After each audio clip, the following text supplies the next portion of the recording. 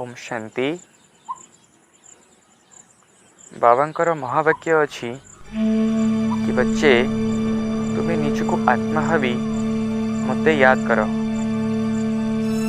तो आत्मा अभिमानी हेबार विधि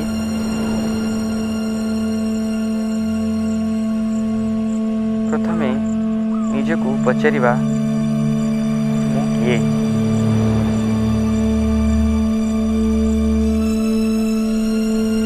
तो मास्टर सर्वशक्तिमान शिव बाबा का संतान। मोर रूप अति सूक्ष्म ज्योतिबिंदु तारका। मोर गुण ज्ञान, पवित्रता, सुख, शांति, आनंद, प्रेम, शक्ति। वर्तमान मो भितर ये सब गुण अच्छी। वर्तमान तो मो भितर गुण सब किछि नहीं। हाँ, बाबा कही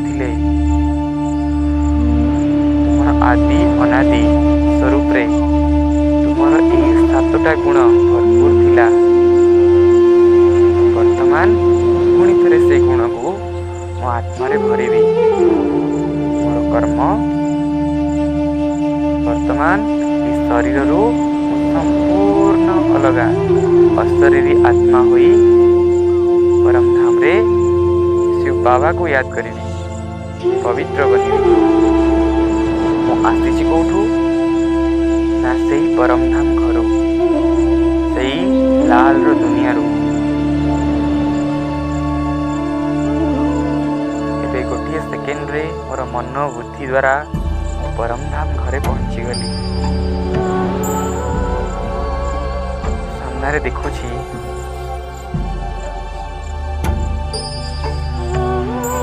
निराकार ज्योति स्वरूप परमात्मा को ज्योति बिंदु रे मोर बुद्धि को संपूर्ण एकाग्र कर बाबा तो कहते निजको आत्मा भाव मते याद कर। तो निजको आत्मा भाविली बाबा को याद करी। तो बाबा आपण पवित्रतार सागर आपण प्रतिदिन मते मुरली रे सुनाई। बच्चे तुम्हें अशरीरी आत्मा ही मते याद कर। तुमर जन्म जन्मांतर विकर्म विनाश हो। बाबा आपण पवित्रतार सागर मु आपणकर संतान। मो आत्मा एते अपवित्र बनी जाइछि। बाबा एबे आपण मते संपूर्ण पवित्र करନ୍ତୁ। आपणक स्मृति रे रहीगली बाबा। मु देखि पारुछि बाबा आपणक ठारू जो पवित्रतार किरण आसुछि मो आत्मा रे पड़ुछि। मो आत्मा स्थिर जेपरि मोर विकर्म को विनाश करुछि। करिथिबा जन्म जन्मांतर पाप देखि पारुछि बाबा। मु अनुभव करि पारुछि मोर विकर्म किति सहजरे विनाश हेउछि। बाबा आपण कहते जितकी भी काम क्रोधर संस्कार रही तुम्हें सत्य जुग को जापर ना। बाबा मत संपूर्ण भाव में एठार पवित्र होगार अच्छी। आ पवित्र कर दायित्व केवल आपणकर। बाबा मुझे परम धाम में बसी मत संपूर्ण भाव में पवित्र कर दिखाँ।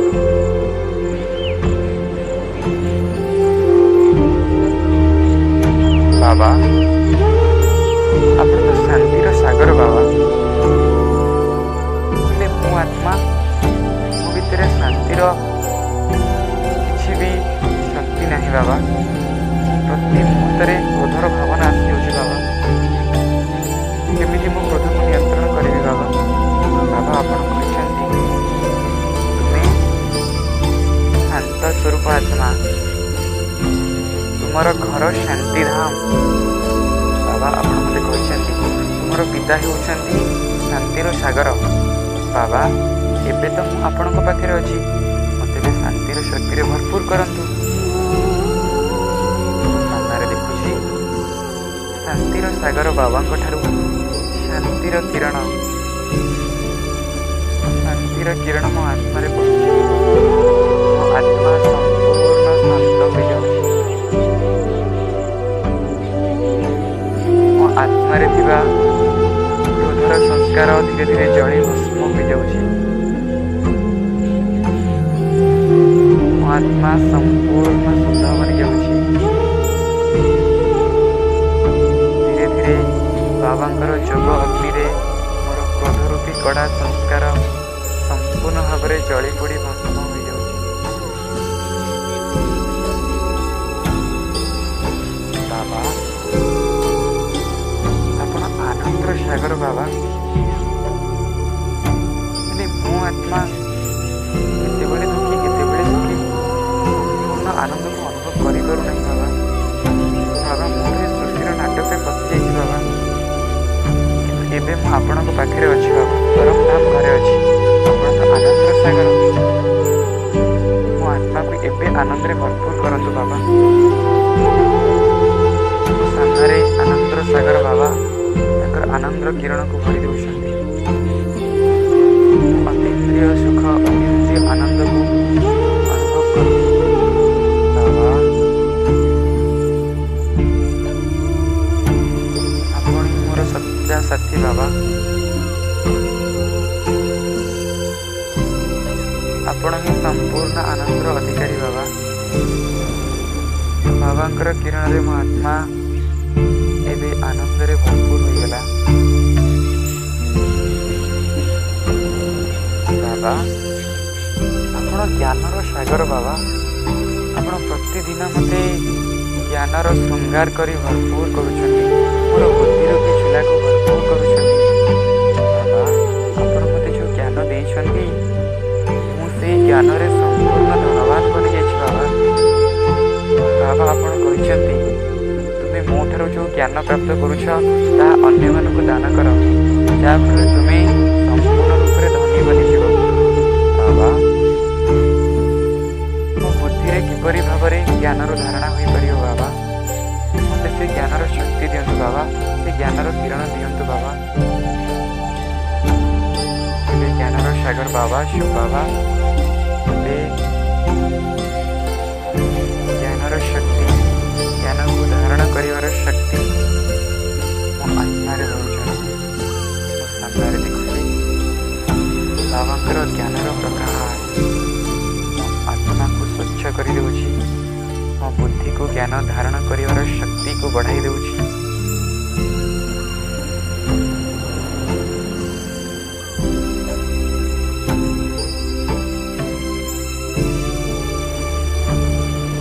ଏବେ ବାବା, ଆପଣ ହେଉଛନ୍ତି ଦୁଃଖହର୍ତ୍ତା ସୁଖକର୍ତ୍ତା ବାବା। ଆପଣ କହିଛନ୍ତି କି ବଚ୍ଚେ, ତୁମର ସବୁ କିଛି ମୋତେ ଅର୍ପଣ କରିଦିଅ।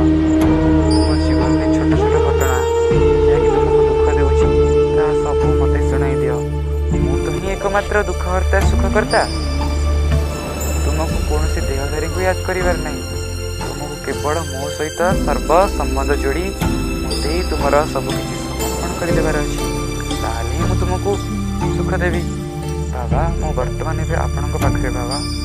ଏବେ ଆପଣ ମୋତେ ସମ୍ପୂର୍ଣ୍ଣ ଭାବରେ ସୁଖର ଶକ୍ତି,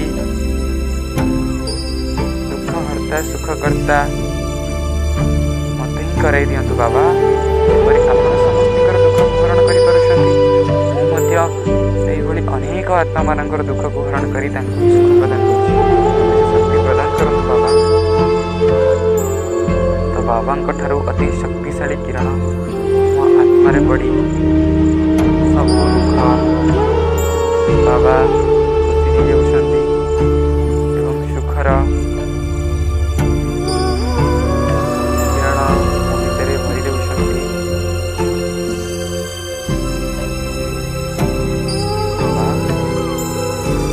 ଆପଣ କହିଛନ୍ତି ମୁଁ ହେଉଛି ମୁକ୍ତି ଜୀବନ ମୁକ୍ତିଦାତା ବାବା। ଏ ସଂସାରର ଆତ୍ମାମାନେ ଯେଉଁ ମୁକ୍ତିକୁ ଖୋଜୁଥିଲେ, ତାହା ତ ବର୍ତ୍ତମାନ ଆପଣ ହିଁ ମୋ ଆତ୍ମାକୁ ବୁଝାଇ ଦେଇଛନ୍ତି। ମୁକ୍ତି ଜୀବନ ମୁକ୍ତି କେବଳ ଜଣେ ହିଁ ଦେଇପାରିବେ ବାବା। ମୋ ଆତ୍ମାର କିଭଳି ଭାବରେ ମୁକ୍ତି ହେବ, ମୁଁ କିଭଳି ଭାବରେ ଏ ସଂସାରରେ ଥିବା ମୋର ସବୁ କିଛି ହିସାବ କିତାବକୁ କାଟି ସମ୍ପୂର୍ଣ୍ଣ ଭାବରେ ପବିତ୍ର ବନି ମୋର ନିଜ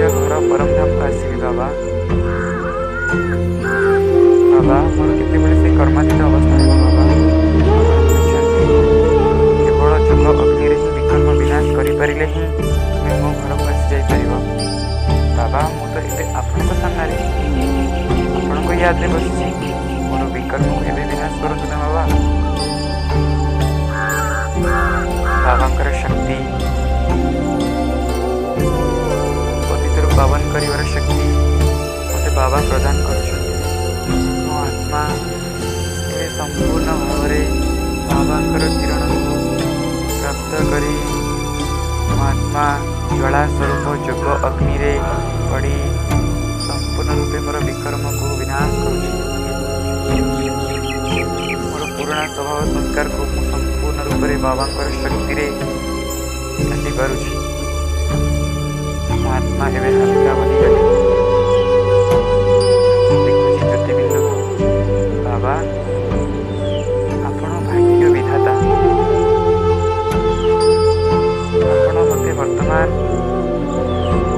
ଭାଗ୍ୟ ବନେଇବାର ବିଧି ଶିଖାଉଛନ୍ତି। ଯେଉଁ ଭାଗ୍ୟ ଏହି ଡ୍ରାମାକୁ ମଧ୍ୟ ପରିବର୍ତ୍ତନ କରିଦେଇ ପାରୁଛି। କଳ୍ପ କଳ୍ପ ପାଇଁ ମୋତେ ଯେଉଁ ଚାନ୍ସ ମିଳିଛି ମୋର ଭାଗ୍ୟକୁ ପରିବର୍ତ୍ତନ କରିବା ପାଇଁ, ମୁଁ ବର୍ତ୍ତମାନ ଏବେ ହିଁ ମୋର ଡ୍ରାମାର ସେଇ ପାର୍ଟକୁ ପରିବର୍ତ୍ତନ କରିବି। ଆପଣ ମୋତେ ଯେଉଁ ବିଧି ବତେଇଛନ୍ତି, ମୁଁ ସମ୍ପୂର୍ଣ୍ଣ ରୂପରେ ସେଇ ବିଧିକୁ ପାଳନ କରି ମୋର ଭାଗ୍ୟକୁ ପରିବର୍ତ୍ତନ କରୁଛି ବାବା।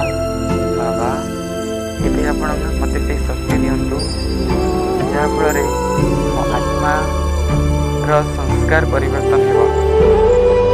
ବାବା, ମୋର ଭାଗ୍ୟ, ମୋର 84 ଜନ୍ମର ଭାଗ୍ୟ, ଯାହାକୁ ମୁଁ ସ୍ୱପ୍ନରେ ଭାବିନଥିଲି, କେବଳ ଆପଣ ହିଁ ମୋ ଜୀବନରେ ଆସି ତାକୁ ପରିବର୍ତ୍ତନ କରୁଛନ୍ତି ବାବା। ବାବା, ମୋତେ ମଧ୍ୟ ଭାଗ୍ୟ ବନେଇବାର ବିଧି ଶିଖାଇ ଦିଅନ୍ତୁ ବାବା। ମୁଁ ମଧ୍ୟ ଅନେକ ଆତ୍ମାମାନଙ୍କର ଭାଗ୍ୟକୁ ପରିବର୍ତ୍ତନ କରିପାରିବି। ସାମ୍ନାରେ ଦେଖିବା ବାବାଙ୍କର କିରଣ ମୋ ଆତ୍ମାରେ ପଡ଼ୁଛି। ମୋ ଆତ୍ମା ସମ୍ପୂର୍ଣ୍ଣ ରୂପରେ ଶକ୍ତିଶାଳୀ ବନିଯାଉଛି। ବାବା, ଆପଣ ତ ଦିବ୍ୟ ବୁଦ୍ଧିଦାତା। ଆପଣ ମୋତେ ଯେଉଁ ଦିବ୍ୟ ବୁଦ୍ଧିର ଜ୍ଞାନ ଦେଇଛନ୍ତି, ମୋ ଆତ୍ମା ସମ୍ପୂର୍ଣ୍ଣ ରୂପରେ ଜ୍ଞାନର ସମ୍ପତ୍ତିକୁ ପ୍ରାପ୍ତ କରି ଏକ ଧନବାନ ଆତ୍ମା ହେଇଯାଇଛି। ଆପଣ ଯେଉଁ ଦିବ୍ୟ ବୁଦ୍ଧି ଦେଇଛନ୍ତି, ଯଦି ଆପଣ ମୋ ଜୀବନରେ ନଥାନ୍ତେ ବାବା, ମୋର ମୂଲ୍ୟ ଏ ଦୁନିଆର କୌଣସି ଅମୂଲ୍ୟ ବସ୍ତୁଠାରୁ ମଧ୍ୟ ସମ୍ପୂର୍ଣ୍ଣ ରୂପରେ କମ୍। ବାବା, ଆପଣ ମୋତେ ଦିବ୍ୟ ବୁଦ୍ଧି ଦେଇ ମୋତେ ଏକ ମହାନ ଆତ୍ମା ବନି ଦେଇଛନ୍ତି ବାବା। ବାବା, ଯଦି ଆପଣ ମୋ ଜୀବନରେ ନଥାନ୍ତେ, ତାହେଲେ ମୁଁ ଏକ ସାଧାରଣ ଆତ୍ମା। ବର୍ତ୍ତମାନ ଯଦି ଆପଣଙ୍କ ଦିବ୍ୟ ବୁଦ୍ଧିର ଜ୍ଞାନକୁ ଯଦି ମୋ ବୁଦ୍ଧିରୁ କାଢ଼ି ନେଇଯିବେ, ତାହେଲେ ମୁଁ ମଧ୍ୟ ଏକ ସାଧାରଣ ଆତ୍ମା ବନିଛି ବାବା। ବାବା, ତ ଆପଣଙ୍କୁ ମୋ ହୃଦୟରୁ ସମ୍ପୂର୍ଣ୍ଣ ରୂପରେ କୋଟି କୋଟି ଧନ୍ୟବାଦ ବାବା। ଆପଣ ମୋତେ ଯେଉଁ ଦିବ୍ୟ ବୁଦ୍ଧିର ଚାବି ଦେଇଛନ୍ତି, ଦିବ୍ୟ ଦୃଷ୍ଟି ଦେଇଛନ୍ତି, ସେ ଦିବ୍ୟ ଦୃଷ୍ଟିରେ ମୁଁ ସାରା ସୃଷ୍ଟି ଚକ୍ରକୁ ଜାଣିପାରିଛି ଏବଂ ନିଜକୁ ଚିହ୍ନିପାରିଛି। ନିଜ ଆତ୍ମାରେ ଥିବା ବିକର୍ମକୁ ମଧ୍ୟ ଭଲ ରୂପରେ ଚିହ୍ନିପାରିଛି ବାବା। ଏବେ ମୁଁ ଆପଣଙ୍କ ପାଖରେ ସମ୍ପୂର୍ଣ୍ଣ ସମର୍ପଣ ବାବା। ଆପଣ ମୋତେ ସବୁ ଶକ୍ତିରେ ଭରି ଦିଅନ୍ତୁ ବାବା। ମୁଁ ବହୁତ ଚେଷ୍ଟା କରିସାରିଲିଣି ବାବା, କିନ୍ତୁ ମୋର ସେତିକି ଯଥାଶକ୍ତିରେ ସମ୍ଭବ ନୁହେଁ ବାବା। ଏବେ ଆପଣଙ୍କର ସର୍ବଶକ୍ତି ଦରକାର ମୋତେ ବାବା। ମୋତେ ଏବେ ଶକ୍ତିଶାଳୀ କରିଦିଅନ୍ତୁ।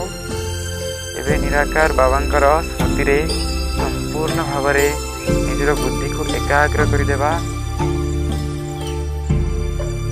ବାବାଙ୍କର ଜ୍ୟୋତିବିନ୍ଦୁରେ ମୋ ଆତ୍ମା ଜ୍ୟୋତିବିନ୍ଦୁ ସମ୍ପୂର୍ଣ୍ଣ ଭାବରେ ଏକାଗ୍ର, ମନ ସର୍ବଦା ସ୍ଥିର, ସମ୍ପୂର୍ଣ୍ଣ ହଲକାର ଅନୁଭବ କରିବା।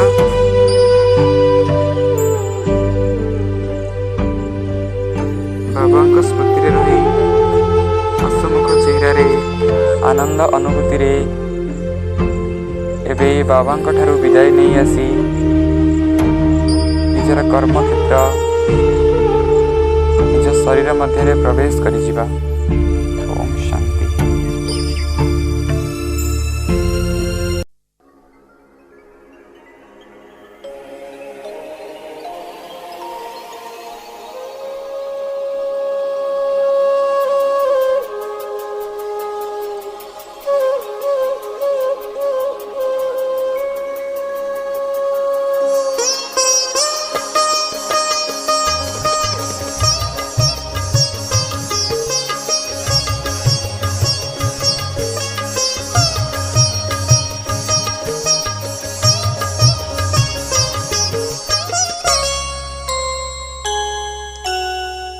ଦେଖୁଥିବି ତୋତେ ବାବା ଏହି ପରି ଅନ୍ତିମ ଇଚ୍ଛାଏ ମୋର।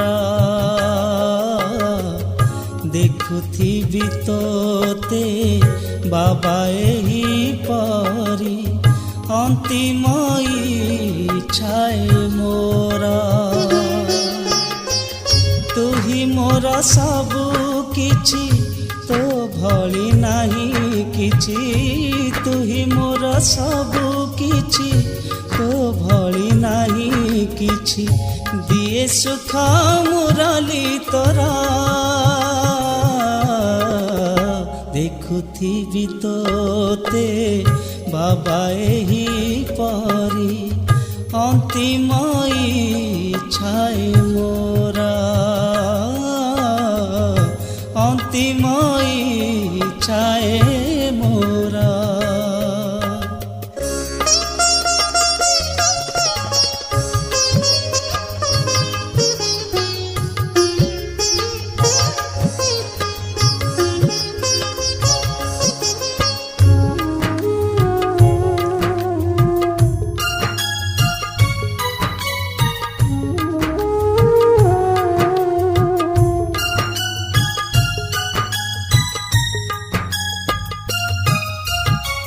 स्वर्ग सुख देई दुख दरियारू जीवन नाकू पारी कला।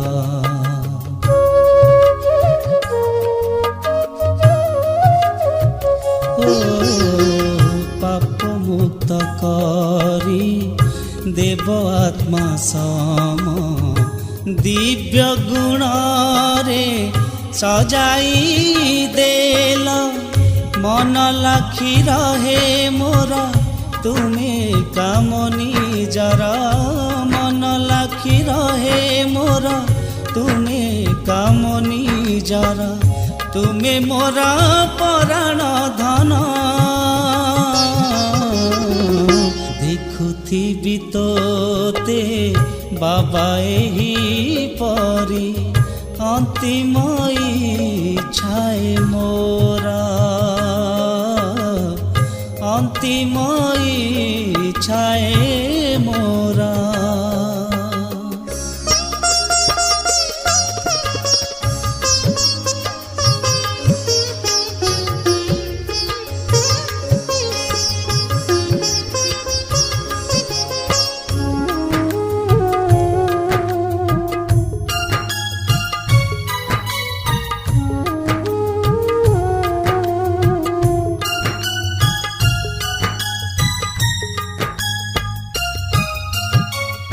एतिकी मु भावे ए संगम जोगे दिन राति बीतू विश्व सेवारे।